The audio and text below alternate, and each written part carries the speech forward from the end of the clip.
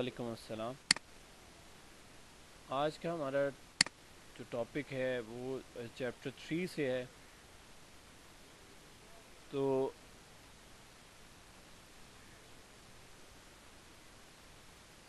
यहाँ पे कंटेंट्स की बात करें जो इस चैप्टर में हमने पढ़ने हैं, वो आपके पास हैं। कार्बोहाइड्रेट को हमने जनरली डिस्कस करना है, फिर उनकी क्लासिफिकेशन, फिर बायोलॉजिकल सिग्निफिकेंस जो है वो हमने देखनी है। फिर इन तीन मेजर जो क्लासेस हैं कार्बोहाइड्रेट की, जिसमें मोनोसेकेराइड, डाइसेकेराइड या ओलिगोसेकेराइड, और तीसरे जो है वो आपके पास है पॉलीसेकेराइड्स है। और लेटेस्ट स्टेजेस में फिर हम लिपिड्स और प्रोटीन्स के भी इसमें हमने टॉपिक पढ़ने हैं। तो बेसिकली सबसे पहला पोर्शन जो है वो जिसको हम कवर करने की कोशिश करेंगे वो हमारे पास आएंगे मोनोसेकेराइड। तो सबसे पहले तो आप कार्बोहाइड्रेट को कैसे डिफ़ाइन करेंगे? आप में से कोई डिफ़ाइन कर सकता है? What are carbohydrate?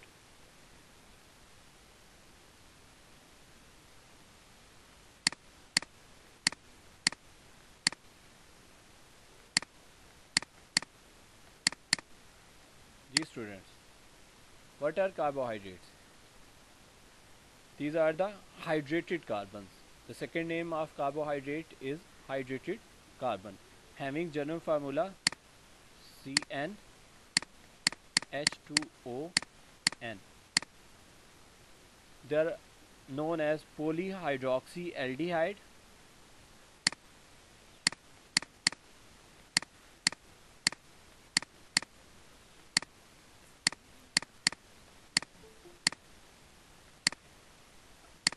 or polyhydroxy ketones.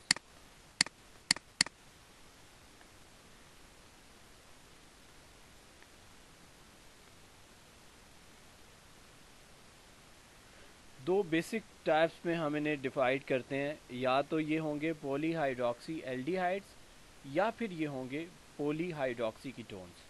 अब टर्म यहाँ पे ये आएगी कि poly means many, hydroxy mean O H group. ठीक है, ओ एच ग्रुप को क्या हाइड्रोक्सल ग्रुप या हाइड्रोक्सी कहा जाता है। और साथ में दो टर्म यूज़ हो रही हैं, एक है एल्डिहाइड्स और दूसरे हैं कीटोन्स। आप लोगों ने फंक्शनल ग्रुप तो देखे होंगे, मैंने आपको लिखवाए भी थे, यहाँ पर भी कुछ किए थे, और कुछ मैंने आपको कहा था कि आप उस पेज से 10th की केमिस्ट्री की बुक से भी आप करना चाहें तो आप कर सकते हैं। तो आप में से कितने स्टूडेंट फेमिलियर हैं एल्डिहाइड और कीटोन से?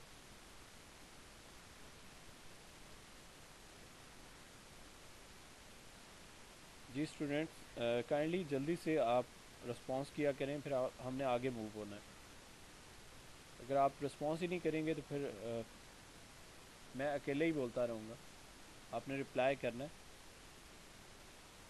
सर कभी किसी दौर में पढ़े थे लेकिन अब याद नहीं है बिल्कुल भी। नहीं, मैंने आपको पढ़ाया नहीं है functional group. Sir functional groups का तो पता है। हाँ, तो एल्डिहाइड्स और कीटोन्स की बात कर रहा हूँ ना।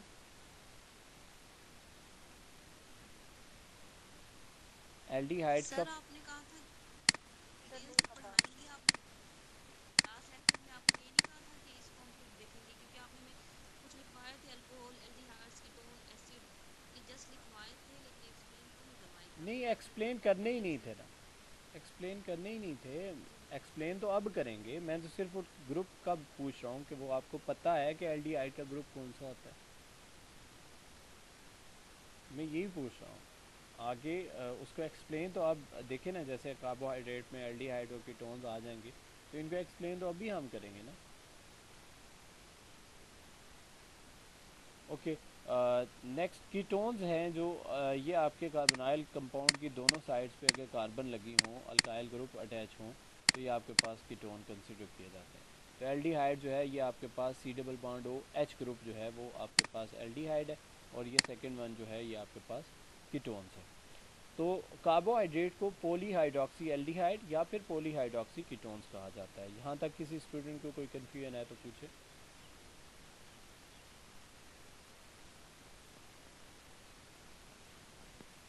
सर फिर पहले समझ में नहीं आया। ओके, मैं इसकी नई विंडो ओपन करके इसको यहीं पे रहने देता हूँ, मैं आगे पढ़ाता हूँ।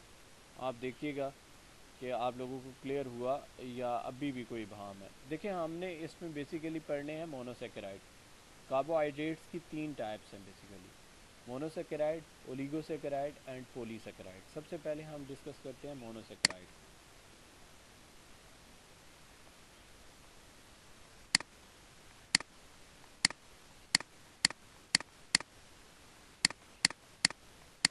मोनोसेकेराइड, मोनो से मुराद हैं एक, वन। मोनो मीन वन, तो वन यूनिट होगा इसमें, एक यूनिट होगा टोटल मोनोसेकेराइड्स में। यहाँ पे आपके पास 3 to 9 कार्बन एटम्स हो सकते हैं। मोनोसेकेराइड यूनिट्स में 3 to 9 कार्बन एटम्स हो सकते हैं, और depending upon the strength of carbon आप इनको नेम देंगे। 3 वाले को कहेंगे ट्राइओजिस, 4 वाले को कहेंगे टेट्रोजिस, 5 वाले को कहेंगे पेंटोजिस, 6 वाले को हेक्सोजिस, 7 वाले को हेप्टोजिस, 8 वाले को ऑक्टोजिस, 9 वाले को नोनोजिस। तो ये आपके पास मोनोसेकेराइड हैं। अब मोनोसेकेराइड की बेस्ट एग्जांपल आपके पास कौन कौन सी है? वो एक है ग्लूकोज और एक है फ्रुक्टोज। तो ग्लूकोज का स्ट्रक्चर अगर हम देखें तो ग्लूकोज का स्ट्रक्चर ये बनता है आपके पास।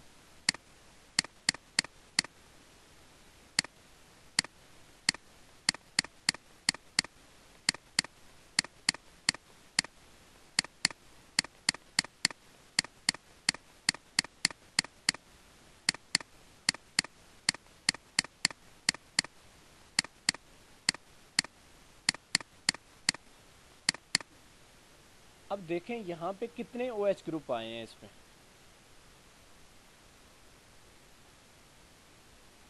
जी स्टूडेंट, 6 6 हैं। 6 अब देखें कि जी जी, ये अब आपके पास 6 हैं, तो आप पॉलीहाइड्रोक्सी ग्रुप तो हैं, मौजूद हैं, ऐसे ही है। पोली मीन मैनी और हाइड्रोक्सी मीन OH ग्रुप। पोली हाइड्रोक्सी और आगे ये जो ऊपर फंक्शनल ग्रुप लगा हुआ है ये क्या है? CHO कौन सा फंक्शनल ग्रुप होता है? एल्डिहाइड का। CHO किसका फंक्शनल ग्रुप है? एल्डिहाइड। एल्डिहाइड का। तो अब ज़रा इस डेफिनेशन को आप देखें कि पॉलीहाइड्रोक्सी एल्डिहाइड हैं या नहीं है।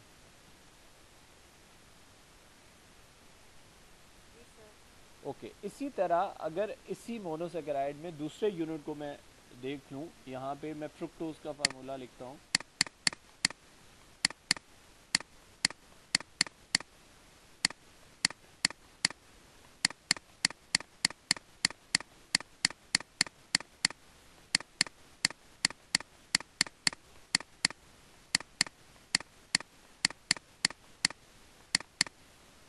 ये अगर मैं फार्मूला लिखता हूँ तो यहाँ पे OH उसी तरह है, लेकिन यहाँ पे ये ग्रुप आ गया है।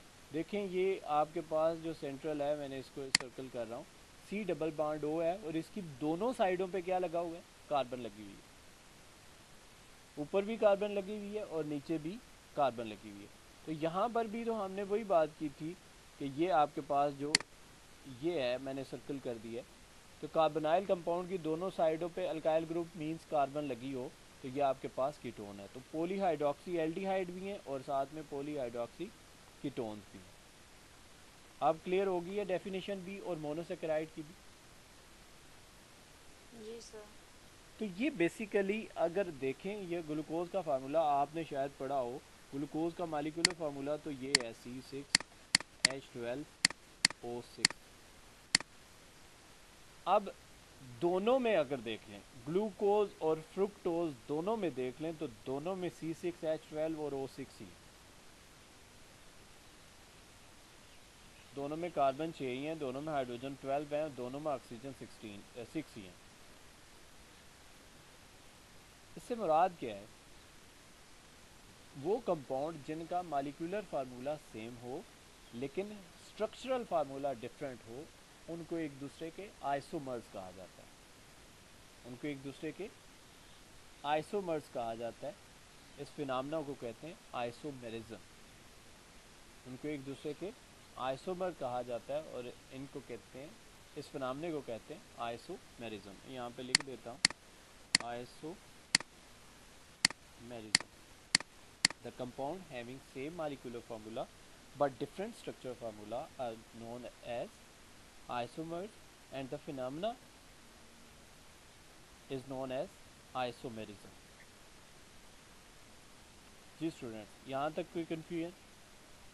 सर प्लीज जरा ये रिपीट कीजिएगा जो भी आपने सर ये डबल बॉन्ड वाला बताया। डबल बॉन्ड वाला? सर ये कार्बन के साथ जो अभी आप ये CH2OH सब कीटोन्स हैं। जी देखिए ना बेटा, कीटोन्स ये कंपाउंड्स हैं। अगर ये कार्बोनाइल कंपाउंड की दोनों साइडों पे, ये कार्बोनाइल कंपाउंड ये होता है C डबल बॉन्ड O को कहते हैं कार्बोनाइल कंपाउंड। अगर इसकी दोनों साइडों पे कार्बन लगी हो तो ये आपके पास होते हैं कीटोन्स। तो यहाँ देखें ये जो है कार्बोनाइल कंपाउंड, इसके ऊपर भी कार्बन है लगी हुई और इसके नीचे भी कार्बन लगी हुई है, तो उसकी दोनों साइडों पे कार्बन ही लगी हुई है ना, जी सर। तो इसलिए ये कीटोनिक ग्रुप होगा। जी सर। ओके, मोनोसेकेराइड भी आपको समझ आ गई कि ये पूरा का पूरा यूनिट क्या है? मोनोसेकेराइड ये पूरा का पूरा यूनिट मोनोसेकेराइड, और इसमें कितनी कार्बन है? सर 6 ही है। 6 है। तो 6 वाले को क्या कहते थे? हेक्सोसिस। हेक्सोसिस 6 पे डिपेंड करते हुए हम क्या कहेंगे? हेक्सोसिस है। तो ये मोनोसेकेराइड की हेक्सोसिस फॉर्म है जिसके साथ आप मूव करेंगे। अब ये आता है कि मोनोसेकेराइड की कुछ करेक्टरिस्टिक्स हैं। ये क्लियर है तो मैं आगे मूव करूं? जी सर। ओके, मोनोसेकेराइड की कुछ करेक्टरिस्टिक्स हैं। सबसे पहले कि ये क्रिस्टलाइन होते हैं। क्रिस्टलाइन कौन होते हैं? जिनकी कोई ना कोई डेफिनेट शेप होती है, वो क्रिस्टलाइन होते हैं। जैसा कि आपका सॉल्ट है, जैसा कि आपका शुगर होती है, ये क्रिस्टलाइन सब्सटेंसेस है। ऐसे ही है, जिनकी कोई ना कोई शेप हो वो क्रिस्टलाइन होते हैं। नंबर 2, ये वाइट होते हैं। नंबर 3, स्वीट होते हैं। स्वीट इन टेस्ट, ये याद रखिएगा, टेस्ट में स्वीट इन टेस्ट, जायके में मीठे होते हैं। नंबर 3, वाटर सॉल्युबल होते हैं। नंबर 4, ये रिड्यूसिंग होते हैं।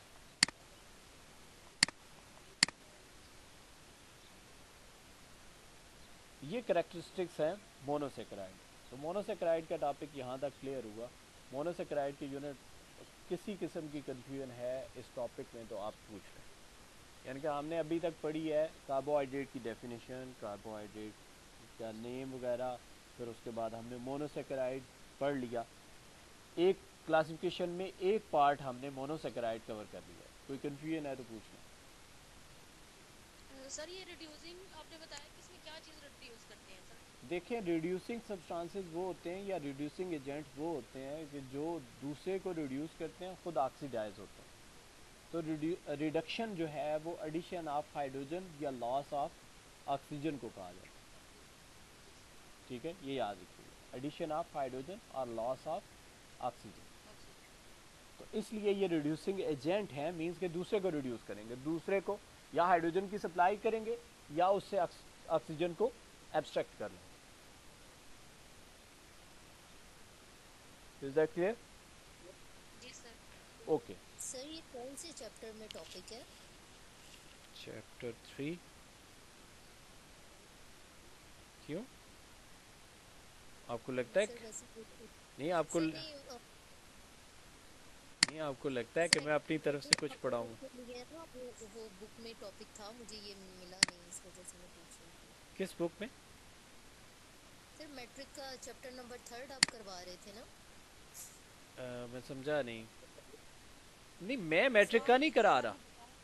आप बेटा रीड कर लें। आप इसको गलत ना लेके जाएं। मैंने आपको ये नहीं कहा कि आप मैट्रिक का चैप्टर 3 पढ़ लें। मैंने सिर्फ ये कहा था कि आपको अगर चीज़ें मुश्किल लग रही हैं तो कम से कम बेसिक लेवल पे आप जाना चाहते हैं तो आप मैट्रिक से पढ़ लें। आप यूनिवर्सिटी स्टूडेंट्स हैं तो यूनिवर्सिटी स्टूडेंट्स को अभी तो केमिस्ट्री आई नहीं है। केमिस्ट्री तो अभी शुरू होनी है। अभी तो आपने देखना है कि केमिस्ट्री है क्या चीज़।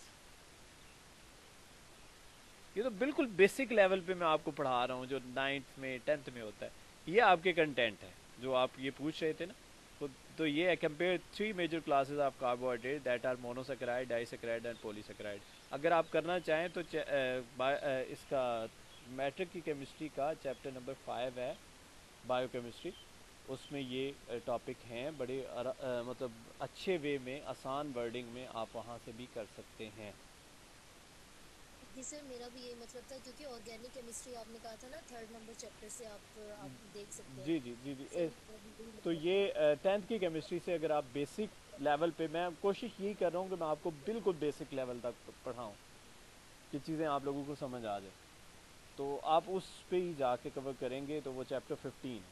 लेकिन इससे ज़्यादा आगे जब हम मेटाबॉलिज्म की तरफ मूव करने हैं, ये तो इंट्रोडक्टरी चैप्टर है। ये चैप्टर 3 जो है ये समझ लें कि प्योर बायोकेमिस्ट्री का इंट्रोडक्टरी चैप्टर है। इसके बाद जब हमने मेटाबॉलिज्म पढ़ने हैं तो वो तो प्योर केमिस्ट्री के चैप्टर्स हैं, तो वो वहाँ पे आपको वो मैट्रिक की बुक नहीं होगी। लेकिन कम से कम इस लेवल पे आप बेसिक सी चीज़ें अगर देखनी हो तो वहाँ से आप कर सकते हैं। ओके स्टूडेंट, नेक्स्ट हम मूव करते हैं। हमारे पास सेकंड क्लास आ रही है, दैट इज़ डाइसेकेराइड्स। अभी हमने पढ़ लिया है मोनोसेकेराइड।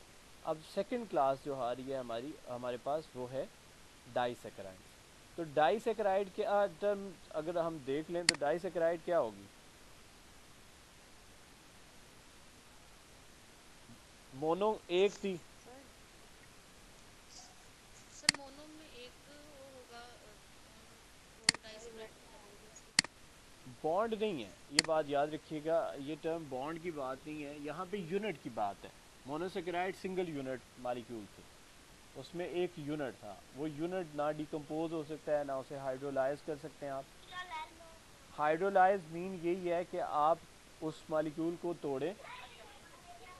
बेटा अब अपना माइक ऑफ कर लिया करें। मैं अगर माइक ऑफ करूंगा तो फिर वो रिस्ट्रिक्शन आप पे लग जाएगी, फिर उसके बाद आप माइक ऑन नहीं कर पाएंगे। तो देखें, आपके पास जो डाइसेकेराइड ये यूनिट होते हैं ये डिसोसिएट होकर 2 मोनोसेकेराइड यूनिट देंगे। मतलब अगर आपके पास डाइसेकेराइड है उसको आप तोड़ते हैं, ब्रेक करते हैं, हाइड्रोलाइज करते हैं, पानी में डिजॉल्व करते हैं, तो वो आपको 2 मोनोसेकेराइड के यूनिट देंगे। लेकिन मोनोसेकेराइड खुद तो नहीं टूटेगा ना। अगर वो टूटेगा तो वो आपको देगा कार्बन, हाइड्रोजन, ऑक्सीजन। तो हम इसे मोनोसेकेराइड को हाइड्रोलाइज नहीं कर सकते क्योंकि वो तो सिंगल यूनिट है। Is that clear? तो अब हमारे पास आ रही है नेक्स्ट क्लास डाइसेकेराइड।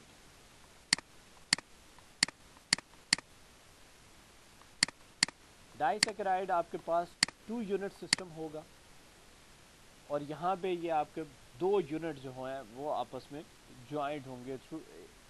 वो अब किस वे में ज्वाइंट होंगे आप देख लें। ग्लूकोज और फ्रुक्टोज जो है वो 1,4 लिंकेज के साथ मूव करेंगे। तो यहाँ पे आप साइक्लिक स्ट्रक्चर भी आप प्रिपेयर कर सकते हैं और साइक्लिक स्ट्रक्चर नहीं प्रिपेयर कर सकते तो ये देख लें कि अगर आपके पास ये हो C12H22O11,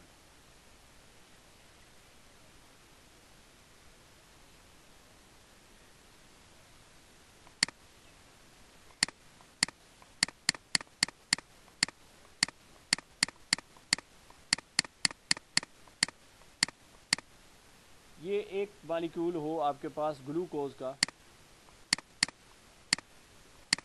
और एक हो आपके पास फ्रुक्टोज का।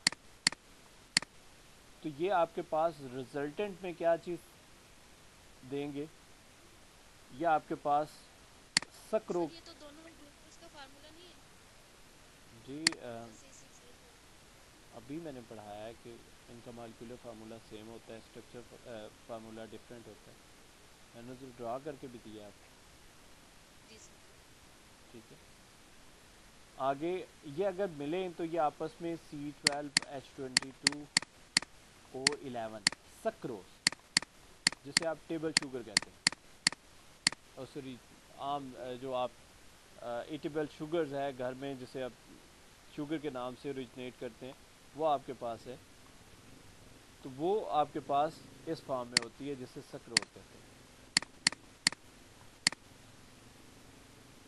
ग्लूकोज और फ्रुक्टोज जो है ये आपस में ज्वाइंट हुए और उन्होंने क्या बनाया, सक्रोज, C12H22O11।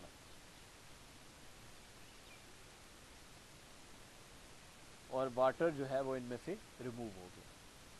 तो ये लिंकिंग जो है, ये लिंकिंग अब आपके लेवल पे मैं आपको समझाऊं तो फिर वो इससे भी ज़्यादा वास्ट फील्ड पे आ जाएगी, पर मैं कोशिश करूंगा कि नेक्स्ट लेक्चर्स में आपको इसकी लिंकिंग भी समझाने की कोशिश करूं, साइक्लिक स्ट्रक्चर ड्रा करने की कोशिश करूं। लेकिन ये आपके पास है डाइसैकेराइड, दो मोनोसेकेराइड को मिलाया तो डाइसैकेराइड, अगर उसी डाइसैकेराइड को ब्रेक कर दें ये रिएक्शन रिवर्स भी हो जाएगा, तो फिर ग्लूकोज और फ्रुक्टोज बन जाएगा। क्लियर हो गया? जी सर क्लियर है। और डाइसैकेराइड की करैक्टरिस्टिक्स की बात करें तो ये मोनोसेकेराइड की करैक्टरिस्टिक थी। डाइसैकेराइड भी क्रिस्टलाइन भी होते हैं, वाइट भी होते हैं, स्वीट इन टेस्ट भी होते हैं, सॉल्युबल इन वाटर भी होते हैं, रिड्यूसिंग के साथ नॉन रिड्यूसिंग भी हो सकते हैं।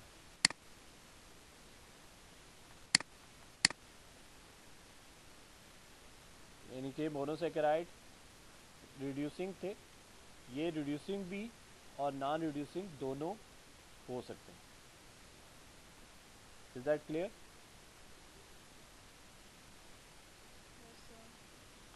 ओके, नेक्स्ट आपके पास, अच्छा अभी तक तो हमने ये चीज़ें पढ़ी हैं, कार्बोहाइड्रेट की टर्म्स की बेस पे हमने पढ़ लिया है जी, मोनोसेकेराइड और डाइसेकेराइड। अब डाई है, इसके बाद फिर 3 यूनिट होंगे तो उनके लिए क्या टर्म यूज़ होगी? ट्राइसेकेराइड, पॉलीसैकेराइड सर। ट्राई राइस तो ट्राई ट्राइसेकेराइड, फिर 4 के लिए टेट्रासेकेराइड, 5 के लिए पेंटासेकेराइड, 6 के लिए हेक्सासेकेराइड। तो यहाँ पे इस सारी क्लासेस को 2 से लेके 9 यूनिट तक, 2 से लेके 9 यूनिट तक इन सब को उन्होंने एक नई टर्म से ओरिजिनेट कर दिया हुआ है, ओलिगोसेकेराइड्स। तो ये एक टर्म जो है जिससे उसे ओरिजिनेट किया, अब नेम दिया गया है वो है ओलिगोसेकेराइड। इसमें डाइसेकेराइड भी आ जाते हैं, ट्राई भी आ जाते हैं, टेट्रा भी आ जाते हैं, पेंटा भी आ जाते हैं, हेक्सा भी आ जाते हैं, और अप टू सो ऑन, ये सारे के सारे क्लासेस इसी में आ जाती हैं। क्लियर है? जी सर। ओके, लास्ट क्लास है आपके पास, वो है पॉलीसेकेराइड।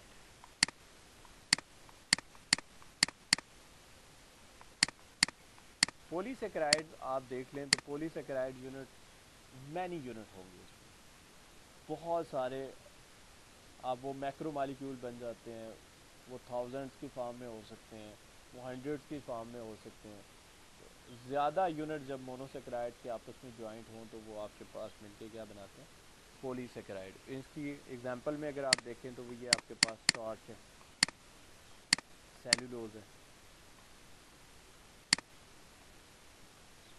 ग्लाइकोजन है, ये आपके पास पॉलीसेकेराइड की एग्जांपल है। इनकी प्रॉपर्टीज़ की बात की जाए पॉलीसेकेराइड की, तो ये आपके पास अमॉर्फस होते हैं, वो क्रिस्टलाइन थे जिनकी कोई डेफिनेट शेप थी, इनकी कोई डेफिनेट शेप नहीं होती। नंबर 2, ये वाटर इनसॉल्युबल होते हैं। आज ब्रेक हो रही है। जी स्टूडेंट, आवाज़ का इशू है कोई? नहीं सर आ रही है। ओके, नंबर 3 जो है वो आपके पास है कि ये नॉन रिड्यूसिंग होते हैं।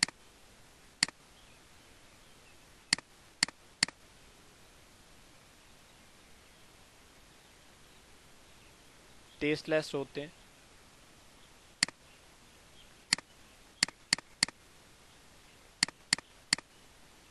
ये इनकी करेक्टरिस्टिक्स आ जाती हैं। जी स्टूडेंट्स, इन तक ये बिल्कुल बेसिक इंट्रोडक्टरी लेक्चर है कार्बोहाइड्रेट्स का, जो कि एक मैट्रिक लेवल के स्टूडेंट को ये कराया जाता है, वो आपको पढ़ाया है। अभी मैं एफएससी लेवल तक भी नहीं गया। जी जी, अमार्फस, अमार्फस, अमार्फस जिसकी कोई शेप नहीं होती। मींस अमार्फस की एग्जांपल आपको दे देता हूँ। आप घर में अक्सर ये हम यूज़ करते हैं पाउडर वगैरह, खास करके गर्मियों में या सर्दियों में भी यूज़ करते हैं। तो वो पाउडर जो है वो आपके पास अमार्फस फॉर्म में है, उसकी कोई शेप नहीं होती है। तो शुगर वगैरह और साल्ट है, ये क्रिस्टलाइन सब्सटेंसेस होते हैं, इनकी कोई डेफिनेट शेप होती है। तो ये आई थिंक सो मैंने तो इसको इस यहाँ तक रखा। तो मैं आपसे एक्सपेक्ट करता हूँ कि आप मैट्रिक की बुक लेके कार्बोहाइड्रेट का टॉपिक पढ़ने की कोशिश करेंगे। आप वहाँ से बेसिक लेवल का टॉपिक पढ़ लें। मैं इसको यहाँ पे छोड़ नहीं रहा। ओलिगोसैकेराइड और पॉलीसैकेराइड की जो स्ट्रक्चर है वो उसको मैं आपको ड्रॉ करके ज़रूर दिखाऊंगा कि वो कैसे ड्रॉ होंगे, क्योंकि ये अब आपका बेसिक लेवल जो है वो ख़त्म हो चुका। अब आपने यहाँ से आगे मूव करना है। ये अब स्ट्रक्चर है आपके पास ग्लूकोज का, आप लोगों की स्क्रीन पे आपके शेयर हो रहा है। ये ग्लूकोज का स्ट्रक्चर है। तो मैं नहीं चाहता कि एकदम से मैं आपको वहाँ पे ले चलूँ। सबसे जी पहले सर, आप बहुत अच्छा स्टेप बाय स्टेप पढ़ा रहे हैं, समझ आ रही है। तो आप पहले वो कर लें, तो फिर उसके बाद हम कार्बोहाइड्रेट्स की आगे क्लासिफिकेशन और फिर वो मैं आपको सेंड भी कर देता हूँ। ये ओपन चेन स्ट्रक्चर्स थे जो हमने पढ़े हैं आज। ग्लूकोज के ग्लूकोज हैं, फ्रुक्टोज वगैरह हैं, ये चीज़ें कुछ इनके साइक्लिक स्ट्रक्चर्स भी हैं। बहरहाल आपके लिए ये काफ़ी हेल्पफुल होगी। पीपीटी जो है मैं आपको सेंड कर देता हूँ, और भी इसमें बहुत सी चीज़ें होंगी जो कि आप लोगों ने स्टडी करनी है। और लेटेस्ट स्टेजेस पे फिर जाके हम उन स्ट्रक्चर्स को, ये आप देखें, ये आप स्ट्रक्चर है। ये वो जो ग्लूकोज का आपको मैंने साइक्लिक 6 कार्नर रिंग बताया है, ये वो सारे के सारे 6 मेंबर्ड रिंग आपके साथ यहाँ पे लिंक हुए हुए हैं। ये देखें, ये आपस में स्ट्रक्चर बना रहे हैं। ये स्टार्च का स्ट्रक्चर है, ग्लाइकोजन का है, सेलुलोज का है। तो ये काफ़ी कम्प्लेक्स स्ट्रक्चर्स हैं। मैं आपको बनाना ये सिखाऊंगा, लेकिन मैं चाहता हूँ कि कम से कम आपको बेसिक लेवल पहले आ जाए। जी स्टूडेंट, तो ठीक है, यहाँ तक ही हम ब्रेक लगाते हैं। आप पढ़ लीजिएगा, कोई क्वेरी है, क्वेश्चन है तो पूछ लें।